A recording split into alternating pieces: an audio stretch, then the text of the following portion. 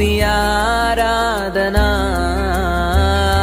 ఆరాధనా స్తుతి ఆరాధనా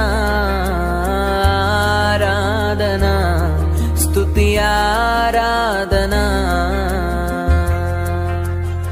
ఇప్పుడు కూడా యేసుక్రీస్తు నామములో వందనాలు చెల్లిస్తున్నాం.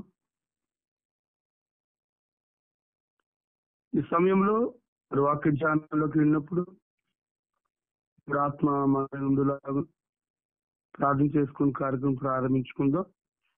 యేసు ప్రభు వారు సిలువలో పలికిన 3వ మాట చదువుకొని ప్రార్థన చేసుకుందాం.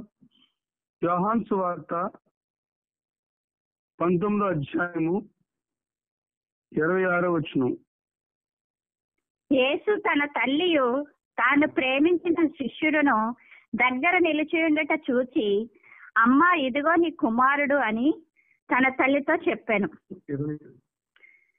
తరువాత శిష్యుని చూసి ఇదిగో నీ తల్లి అని చెప్పను. ఆ గడియ నుండి ఆ శిష్యుడు ఆమెను తన ఇంట చేర్చుకొనెను. దేవునికి మహిమ కలుగును గాక. ప్రార్థన చేసుకుందాం.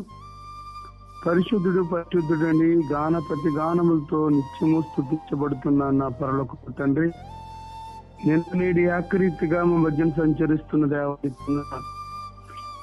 ఉదయకాల సమయంలో మొబైల్ స్తుతి ఆరాధన ద్వారా ప్రభువా మీ సన్నిధి మాకు తోడుగా ఉంచండి. నిలబడి మాట్లాడుచుండగా నడిపించే దేవుడు నీవే. మాటకు నాన్న మీకు కాపుదలు దయచేయండి. మానవులను మరుగుపరిచి దైవస్వరంతో మాట్లాడండి ప్రభు. సిలువలో పలికిన 3వ మాట మేము నాన్న ధ్యానించుకుని చుండగా మానవులను మరుగుపరిచి దైవస్వరంతో మీ కృపా కాపుదలు అనుగ్రహించి వెలగల చెవులు గ్రహించే మనసు అందరికి దయచేస్తారని యేసయ్య పరిశుద్ధ నామంలో ప్రార్థన అడిగి పొందుకుని ఉన్నాం తండ్రి, ఆమేన్. సమయంలో మరి యేసు ప్రభువు పలికిన 3వ మాట, సిలువలో పలికిన 3వ మాట యోహాను సువార్త 19వ అధ్యాయం 26, 27 వచనాల్లో మనం చూస్తున్నట్లయితే, అమ్మ ఇదిగో నీ కుమారుడని తన తల్లితో చెప్పాను కదండి. అంటే బాధ్యత, ఈ 3వ మాట మనకి బాధ్యత కనబడుతుంది. మరి యేసుక్రీస్తు ప్రభు తన శరీరమందు మాత్రం కాదు గాని తన ప్రాణమును శ్రమ చాలా అనుభవించారు కదండి. ఇప్పుడు బాధతో శరీరం అల్లాడుచుండగా తన తల్లిని కూర్చున్న బాధ్యత ఆయన గుండెని పిండేస్తుంది. తల్లి యొక్క కన్నీటిని చూసిన కొద్ది ఆయన ఎంతో వేదన చెందుతున్నట్టుగా మనకు కనబడుతుంది. ఈ దినాన యేసు ప్రభు వారి యొక్క పరిస్థితి మరి జ్ఞాపకం చేసుకుంటే, రోమా సైన్యము ఎంతో చాలా వేదకారణమైన ఆ యొక్క శిలువ శ్రమలను పెట్టిన దేవుడు ఓర్చుకొని ఉన్నాడు. ప్రేమ చేయబడ్డారా, మరి మనం చూసుకున్నట్లయితే మరి యొక్క తల్లి యొక్క మరి 9 మాసాలు పోసి 9 నెలలు తన గర్భంలో మరి మరియబడిన వేదన కన్నా మరి శిలువలో పడుతున్న క్రీస్తును చూసిన వేదన తల్లి భరించలేని స్థితిలో ఉంది. అయితే ప్రియమైన యేసు క్రీస్తు హృదయం కూడా మరియ కన్నీటి వలన తొణాతొణకలై ఉండవచ్చును. ఎంతైనను శరీరధరగా జన్మించి జననమిచ్చిన పెంచిన తల్లి కదా మరి కదండి.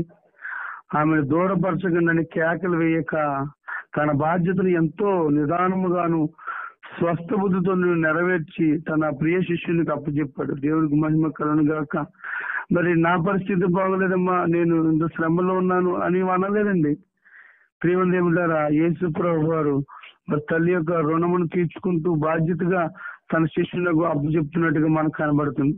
తల్లికి ఆదరణ ఒకసారి చూస్తే లూకా సువార్త 2వ అధ్యాయము 34, 35 వచనాలు. లూకా సువార్త 2వ అధ్యాయము 34, 35. సమయంలో వారిని దీవించి, ఇదిగో అనేక ఉదయ ఆలోచనలు బయలుపడినట్లు ఇశ్రాయేలులో అనేకులు పలుటకును తిరిగి లేచుటకును వివాదాస్పదమైన గుర్తుగా ఈయన నియమింపబడి ఉన్నాడు. మరియు నీ హృదయంలోనికి ఒక కష్టము దూసుకొని పోవచ్చున్నదని ఆయన తల్లి అయిన మరియతో చెప్పాను. చాలండి. ప్రియమైన వెళ్ళరా, ఇక్కడ మనం చూసుకున్నట్లయితే సుమయోను పలికిన ఖడ్గము ఒకవేళ ఇదేనేమో. క్రీస్తుతే రక్షింపబడుటకు ఆమె ఆయనను పోగొట్టుకునవలసి వచ్చింది కదండి.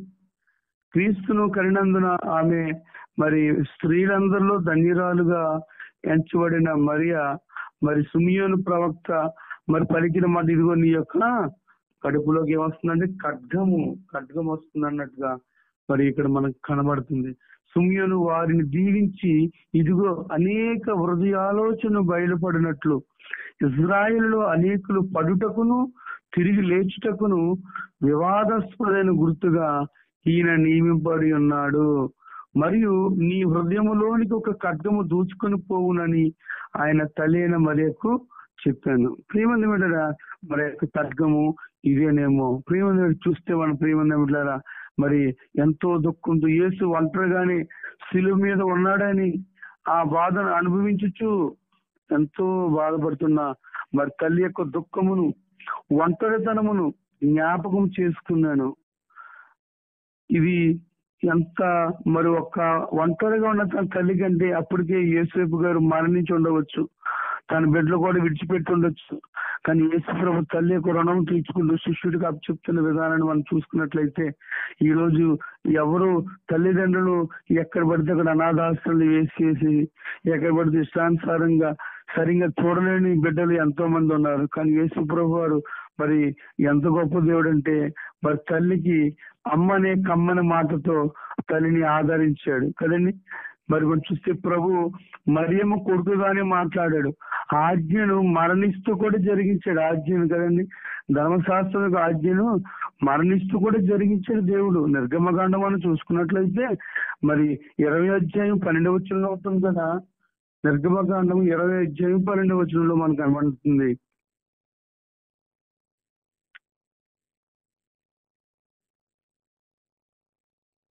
ఎఫెసీ పత్రిక 6వ అధ్యాయం 1-3 కూడా మనకు కనబడుతుంది.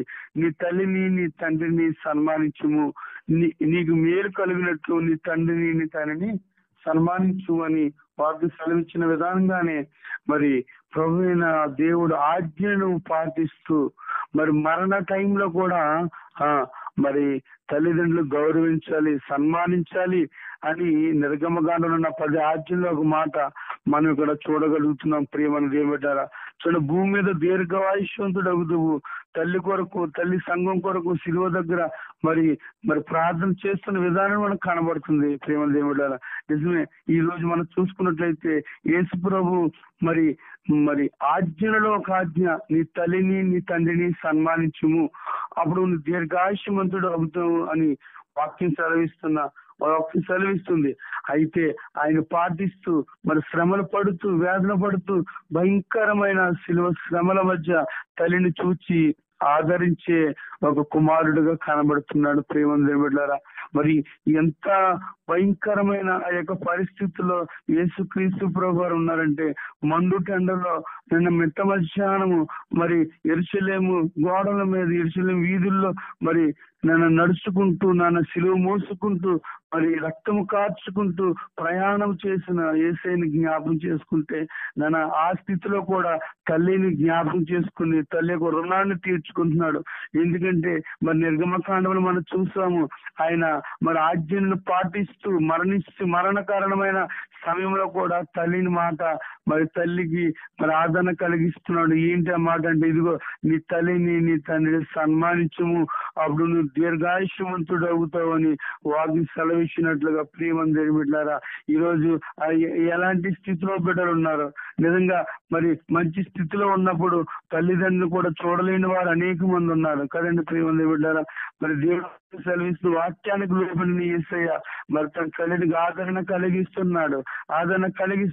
ప్రియమైన దేవుని బిడ్డలారా, మనం చూసుకున్నట్లుగా శిష్యుడైన యోహానుకు తన యొక్క తల్లి బాధ్యతను అప్పచెప్తున్నట్టుగా మనకు కనబడుతుంది. ఇక్కడ మనం చూసుకున్నట్లయితే శిష్యుడైన యోహానుకు తల్లి బాధ్యతను అప్పచెప్తున్నాడు. మరి తను మరణం సమయంలో ఉండి తల్లి యొక్క బాగోగులు మరి గూర్చి మాట్లాడుట మనము చూడగలము. లోకమునికే రక్షకుడు గాక, మరి తల్లికి నీ రక్షకుడుగా సంరక్షణగా ఉండుట మరి ఎంతో ఆలోచించవలసిన విషయం కదండి. మరి తల్లిదండ్రులను సన్మానించుడని ధర్మశాస్త్రం యొక్క ప్రబోధమై ఉన్నది. యేసు ధర్మశాస్త్రమును మరి కొట్టివేటకు గాక నెరవేర్చుటకు వచ్చును. కావున యేసు శిష్యులలో మరి యేసు శిలువలో మాదిరి చూపుతున్నాడు. ఏంటి అంటే శిష్యులందరూ పారిపోయారు, మేలు పొందేవారు కూడా మర్చిపోయారు. ఆ తల్లి శిలువ దగ్గర మరి కొడుకు కోసం నిలిచున్నది.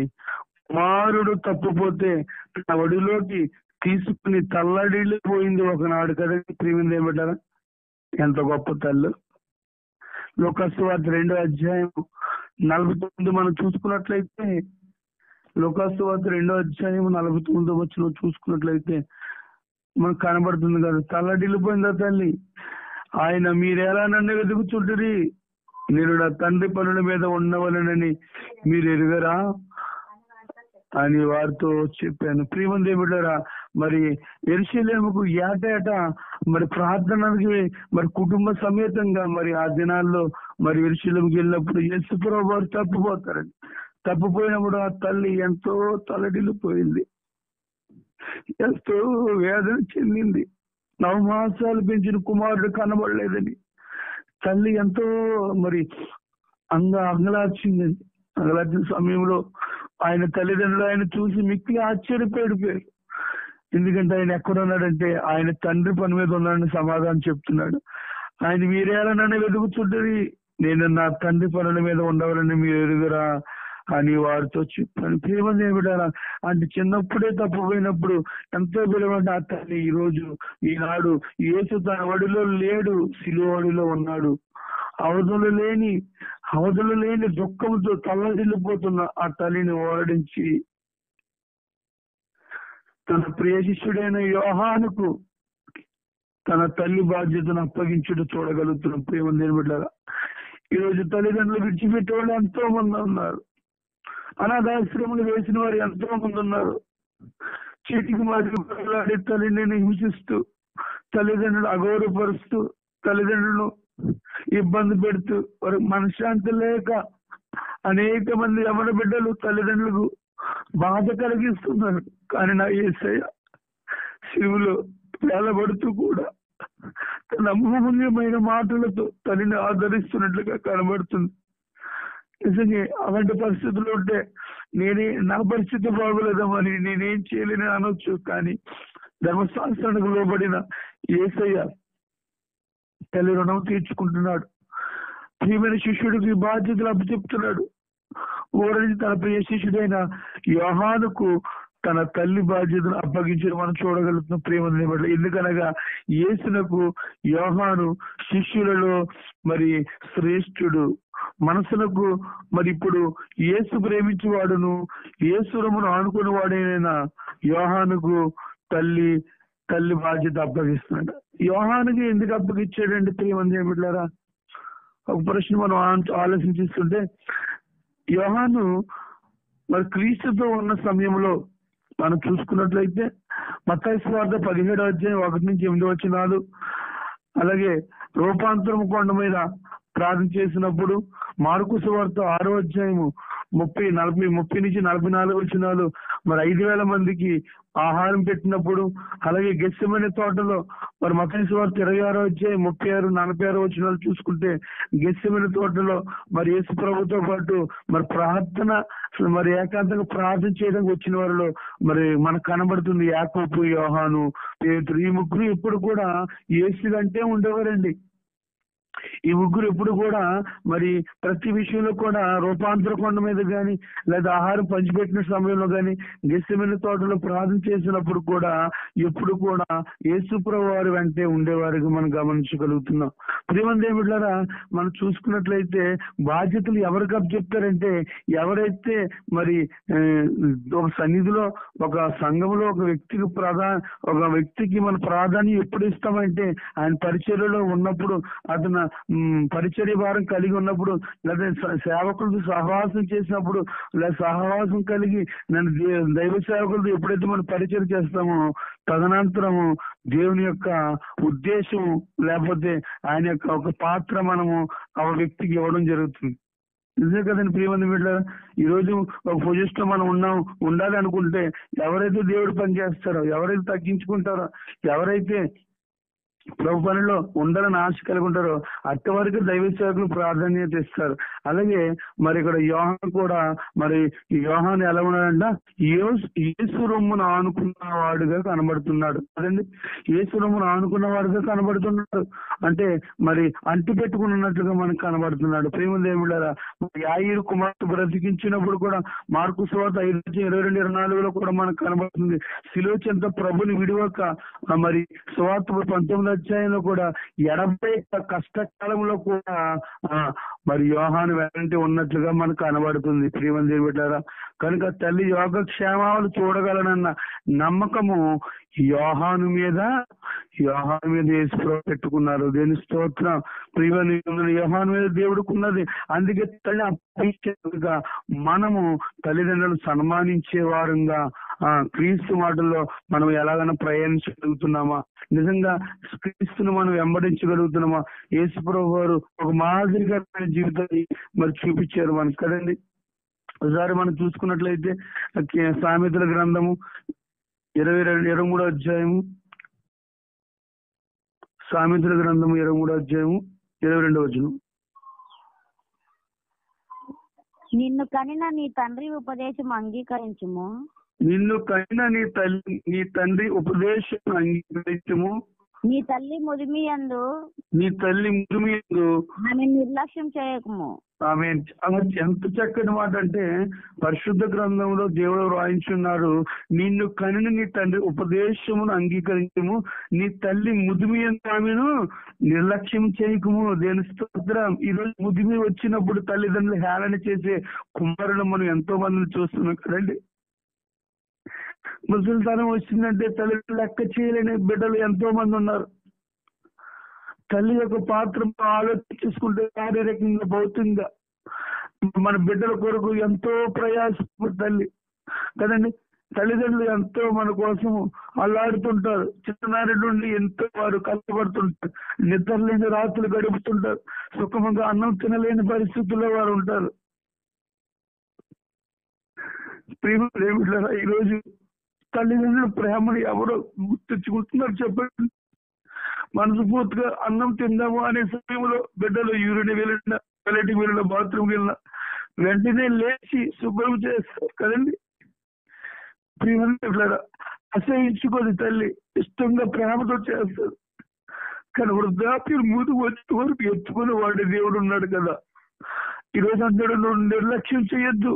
ఏమని దేవుడు, నీ తల్లిని ముదిరినందు ఆమె నిర్లక్ష్యం చేయొద్దు. ఎందుకంటే ఇప్పుడు ఆ తల్లి నీకు చంటి పెట్ట. చాలా మంది గమనించారు ప్రియమైన బిడ్డరా, మనం చిన్నపిల్లలు ఉన్నప్పుడు తల్లి ఏ విధంగా అయితే చిరాకు పడకుండా, అసహించుకోకుండా, క్షమిస్తూ ఏ విధంగా అయితే తల్లి మనను ఆదరించి పెంచిందో, అదే వృద్ధాప్యము తల్లి ముసలైనప్పుడు, యవ్వన కాలం ఉన్నప్పుడు తల్లి చిన్నపిల్లల చేష్టలు చేస్తుందట, మధ్య మరిపి వస్తుందట, శుభ్రంగా ఉండలేని పరిస్థితి వెళ్ళిపోతుందట, బట్టలు యూరిన్ పోషిస్తుంటారంట. కానీ చిన్నప్పుడు నీ తల్లి ఎలాగైతే శుభ్రం చేసి, ఎలాగైతే నేను ప్రేమతో సాకిరి చేసిందో, అదే విధంగా ముదిమి వచ్చే వరకు కూడా నీ తల్లిని ఆ విధంగా సాగినట్లయితే దేవుడు ఎంతో గొప్పగా అంటున్నాడు కదా, నీ తల్లిని ఉదిపోందు నువ్వు నిర్లక్ష్యం చేయొద్దు. ఎందుకంటే నువ్వు భూమి మీద దీర్ఘాయుష్మంతుడు అవ్వాలంటే నీ తల్లిని, నీ తండ్రిని సన్మానించమన్నాడు. ప్రేమనే బిడ్డారు, ఏ స్థితిలో ఈరోజు ఏమైనా బిడ్డలు ఉన్నారు, మనం ఒక ప్రశ్న వేసుకోవాలి. ఎందుకంటే దేవుడు ఎంతో గొప్ప దేవుడు. అందుకే అంటున్నాడు కదా, మరి ఇదే సామెతల గ్రంథం 23వ అధ్యాయము 25వ వచనం మనం చూసుకున్నట్లయితే 23-25వ వచనం. నీ తల్లిదండ్రులను నీవు సంతోష పెట్టవలేను. నీ తల్లిదండ్రులను నీవు సంతోష పెట్టవలేను. నీ తల్లిదండ్రులను నీవు సంతోష పెట్టవలను. నిన్ను కనిన తల్లిని ఆనందపరచవలేను. నిన్ను కనిన తల్లిని ఆనందపరచవలను. చాలా ఈ సమయంలో తల్లిదండ్రుల కోసము పరిశుద్ధ గ్రంథాలు చెప్తున్నంత మాట చూస్తే, నీ తల్లిదండ్రులు నీవు సంతోష పెట్టవాలంట. నిన్ను కనిన తల్లిని ఆనందపరచవలను. ఈరోజు నిజంగా ఎవరి స్థితిలో ఉన్నారో ఒకసారి గమనించుకుంటూ ప్రేమించబడ్డారా? లోకము పాపములో శాపములో పడిపోయి లోకాశలకు ఇష్టానుసరమైన కోరికలకు మరి యవనస్తులకు తయారవుతూ తల్లిని ఆనందపరుస్తలేదు, తల్లిని సంతోషపరుస్తలేదు. ఏమని బిడ్డారా? మరి దేవుడు అంటున్నాడు కదా, మరి నేనైతే ఈరోజు మానవులైతే ఈ విధంగానే ఉంటారు కానీ దేవుడు ఉద్దేశం వేరు కదా. అందుకే ఒక వాక్యం మనకు సెలవిస్తుంది. ఏంటో వాక్యం అంటే యెషయా గ్రంథము 46వ అధ్యాయము 4 చూసుకుంటే, యెషయా గ్రంథం 46:4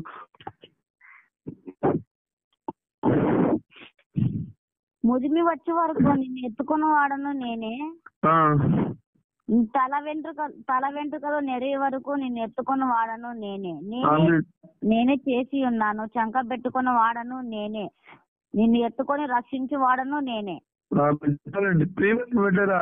ఇక్కడ మనం చూసుకుంటే యెషయా ప్రవక్త అంటున్నాడు, ముదిమి వచ్చే వరకు నిన్ను ఎత్తుకుని వాడను నేనే. పెట్టారా? ఒక తల్లి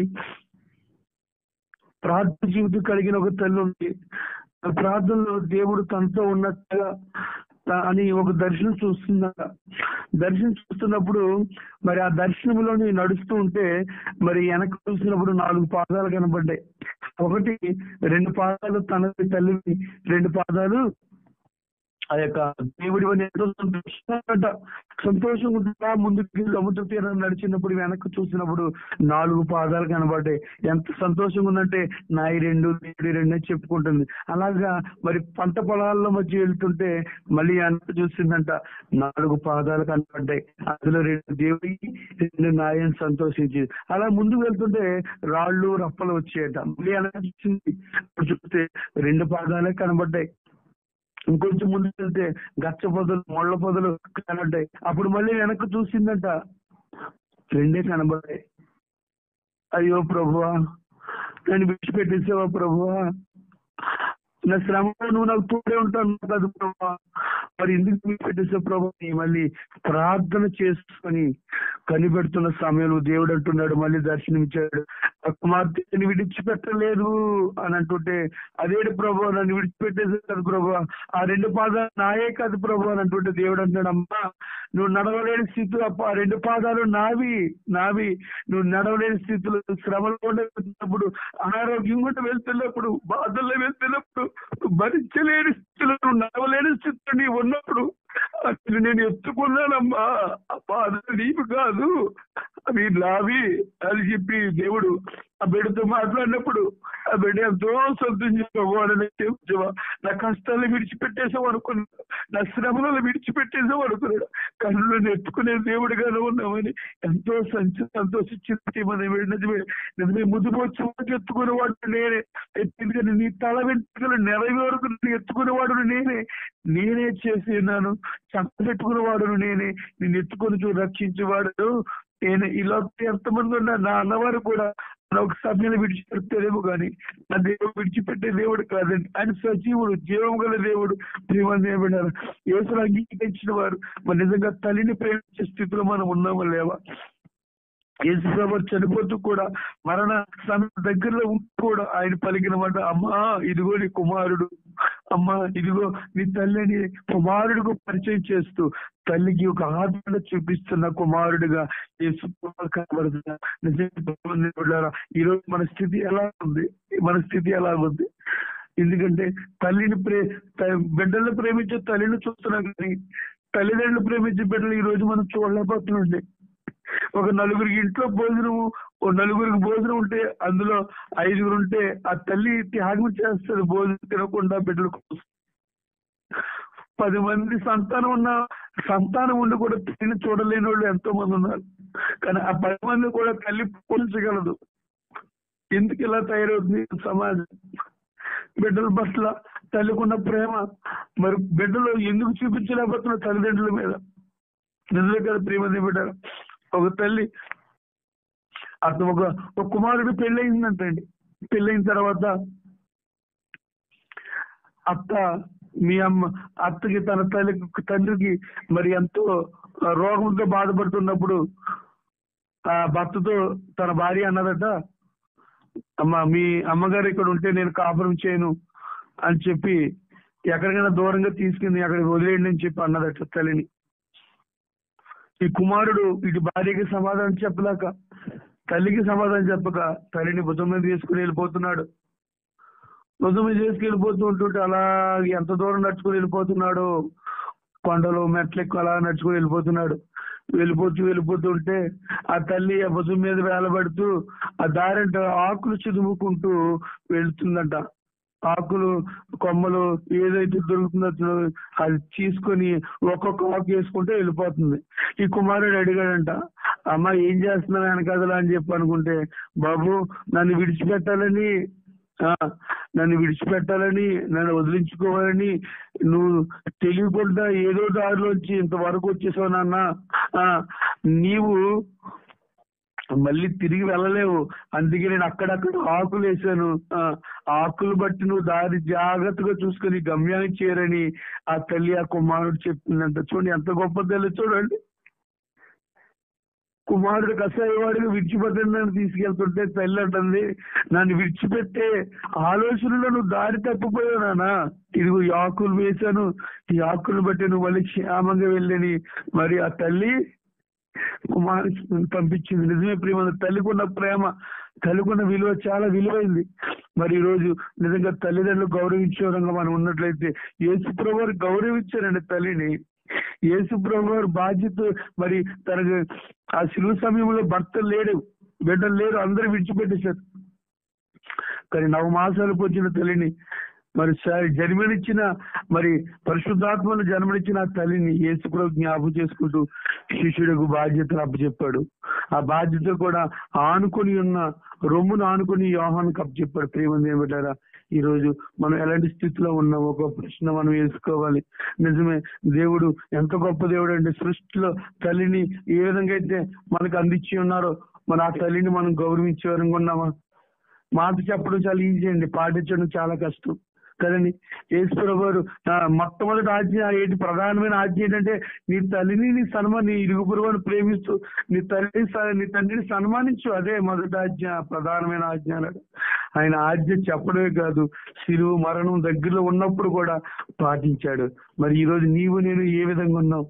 మరి తల్లిదండ్రులు గౌరవించగలుగుతున్నావా? వారిని సంతోషపరచగలుగుతున్నావా?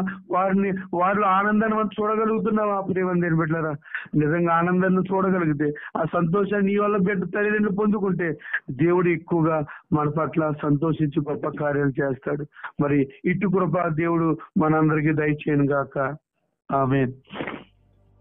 ప్రార్థన చేసుకుందాం. పరిశుద్ధుడు మహోన్నతుడ సర్వాధికారి దేవా, మీకే వందనాలు, స్తుతులు, స్తోత్రములు. ఉదకాల సమయంలో ప్రభావ చిరువులో పలికిన 3వ మాట, అమ్మా ఇదిగో నీ కుమారుడని శిష్యుడికి అప్పచెప్పినప్పుడు మరి శిష్యుడితో చెప్తున్నాడు కదా, ఇదిగో నీ తల్లి అని మరి చెప్పినప్పుడు మరి శిష్యుడు మరి తన ఇంటికి తీసుకున్నట్టుగా మనకు కనబడుతుంది. నిజమే, ఎక్కడ ఉంది ఏమిటారా, యేసుప్రభు మరణమైన స్థితిలో ఇంకా కొంత సమయానికి చనిపోయే స్థితిలో ప్రభా తల్లి బాధ్యతలు నెరవేర్చాడండి. నిజమే ప్రభా, అటువంటి బిడ్డలుగా మేము కూడా ఉండడానికి సహాయం చేయండి ప్రభా.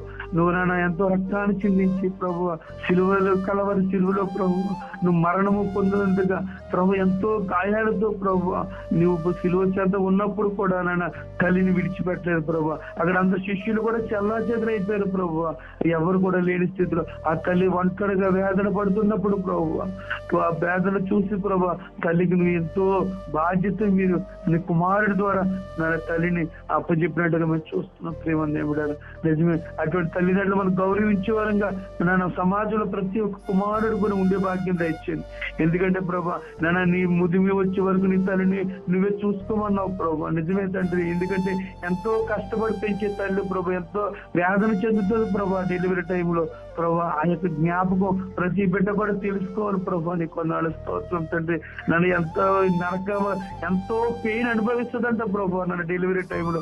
అంత పెయిన్ కూడా బిడ్డల డెలివరీ అవ్వగానే చాలా సంతోషంగా పారిపోతుందంట ప్రభా. తల్లి యొక్క మనసు ఆనందంలోకి వచ్చేది డెలివరీ అవగానే. కానీ అంత కష్టపరిచిన తల్లిని కూడా ఈ రోజు చక్కగా మరి ప్రతి బిడ్డలు కూడా తల్లిదండ్రులు గౌరవించే స్థితి ప్రతి కుటుంబానికి మీరు దయచేయండి. నన్ను కృపాకాంతులు అనుగ్రహించండి. నన్ను ఏకీవిస్తున్న ప్రతి కుటుంబాన్ని దీవించండి, ఆశీర్వించండి. కార్యక్రమం చక్కగా నిర్వహిస్తున్న తమ్ముడు ప్రభు పేటను బట్టి, పవిత్రను బట్టి ప్రార్థన చేస్తున్నాం. వారి యొక్క భక్తి జీవితం ఇంకను పరిపూర్ణంగా ప్రభు నీ సేవలో వాడుకుండడానికి మీ కృప చూపించండి. నీకు వందనాలు.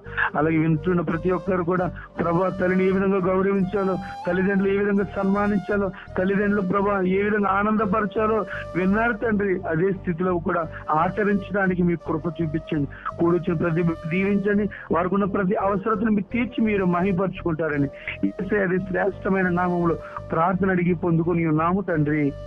ఆమేన్. మన తండ్రి అయిన దేవుని నుండి, మన ప్రభువైన యేసుక్రీస్తు నుండి పరిశుద్ధాత్మ సహవాసము ఇప్పుడు ఎల్లప్పుడు సదా మనందరికీ తోడై ఉండును గాక. ఆమేన్.